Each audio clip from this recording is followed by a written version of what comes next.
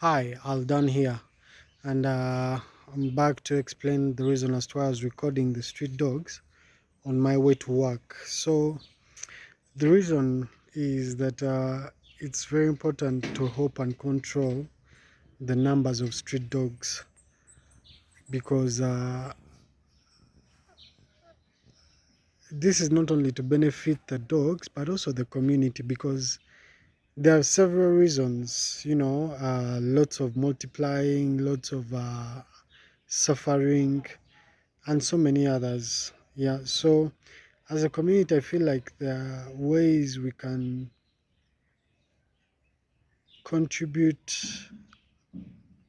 so that we come up with a plan, a guide, or something to control street dogs. Because if we look at some of the problems they're facing, diseases, hunger, conflicts with human beings, accidents, as dogs are crossing the road, they're causing accidents, and so many others. I feel like it's more of the human effort to actually combat this and the numbers, because when you look at for example, in the point of sterilization, if there's no sterilization, I mean, if a dog reproduces and gives birth to 5 puppies and they're all female, trust me, in 1 year, after that 1 year, the numbers will have multiplied, the suffering would have multiplied, the hygiene of the community would have deteriorated, a lot of things would have happened.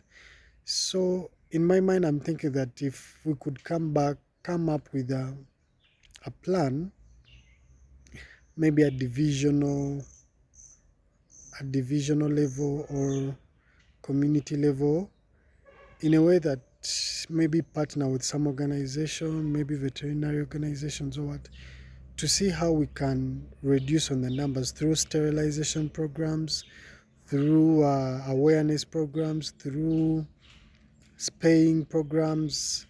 I feel there will be a great impact in a space of 5 years. Yes, in a space of 5 years. This is something in the near future I'd like to venture into because I don't know if you've watched the BBC investigation report that came out on Mitiana boys, how they were scamming people from European countries, scamming them, like they had these dog shelters helping them, but I mean, there was nothing being done. No hope is being given to the dogs. Of course, they would show in the videos that they're feeding the dogs, but that wasn't enough. It requires proper accountability, proper transparency, and more to it. It's not just a more of a asking for the funds. I feel like it requires more documentation, more recording, and everything. And the resources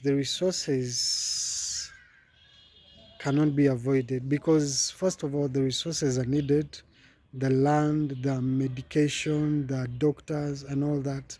So to me, it's a big project, and if at all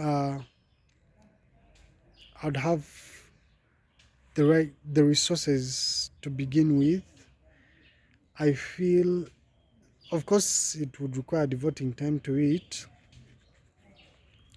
but in one way or the other, we'll be helping our communities a lot. We'll be helping.